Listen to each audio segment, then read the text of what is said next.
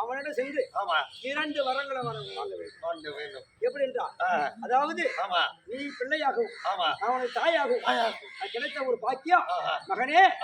ஏ கர்ணா, ஐவராஜார்கள் 5 பேர், இனி ஒரு ஆள் 6 எழுத்தாரம் ஒற்றுமை வாழலாம் அப்படின்னு அழைக்க வேண்டும் என்று சொல்ல, அந்த கர்ணன் மறுத்து, நான் உண்டக வீட்டை உதவி செய்ய மாட்டேன் அப்படி என்று கர்ணன் மறுத்து சச்சமயம் கர்ணன் தெரிவிக்கின்றார், அம்மா நான் என்னால் வர முடியாது அப்படின்னு சொல்லவும், அந்த நேரத்தில் வரவில்லை என்றால் எனக்கு 2 வர வேண்டும். எப்படி என்றால், ஒரு கருத்திற்குரிய அஸ்வசேனா, அந்த அஸ்வசேனாவை பாண்டவரை 5 ராஜார்கள் 5 ராஜ நடுமண அழகு மன்னன் அர்ஜுனன் மீது ஒரு கணக்கு மேல் மறு கணக்கு விடக்கூடாது அப்படின்னு ஒரு வரம், மற்றொரு வரம்.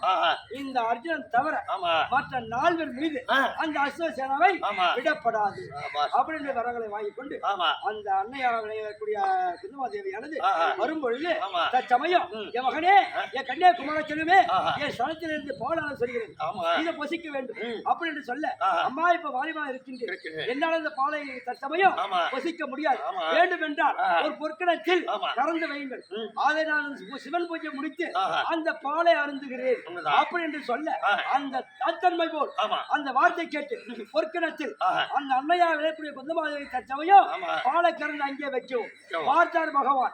ஏதேது இந்த பாலையை கர்ணன் பொசித்து விட்டார், 32 கிருஷ்ணன் போனாலும் சரி வராது, 32 அர்ஜுனன் வந்தாலும் சரி வராது, மன்னாதி மன்னர்கள் மகனுடைய 30 தேவர்கள் யாராலும் அந்த கர்ணனை கொல்ல முடியாது, அந்த பாலை பொசித்து விட்டார் அப்படி என்று மனதில் கருதி தன் உருவத்தை அகற்றி கருமூனையாக உருவம் கொண்டு அந்த பாலை கீழே கொட்டி விட்டார்.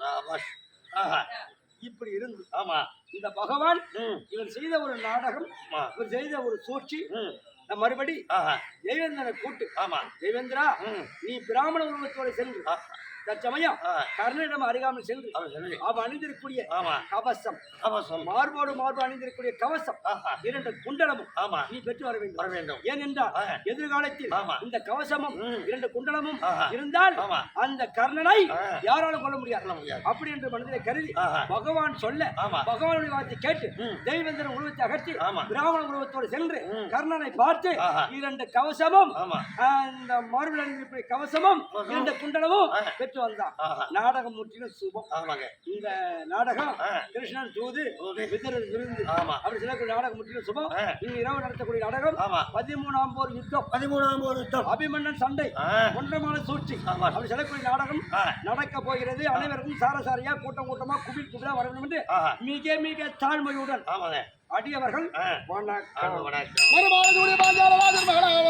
பெருமான் தனக்கு தங்க இவானயங்கள் பேரணங்கா கருமாதியாரோ சகல சம்பத்தும் தந்து வருவாய் ஐவர் மலக்கு பாஜாலி உபயம் உன்னை படிக்க துதிக்க உன் பாதார வெந்தத்தை ஓதுவதற்கு பின்னையர் கிட்ட வருமோ பெருவாழ்வு தருவாய் சென்னல் பருவியை செஞ்சுவாய்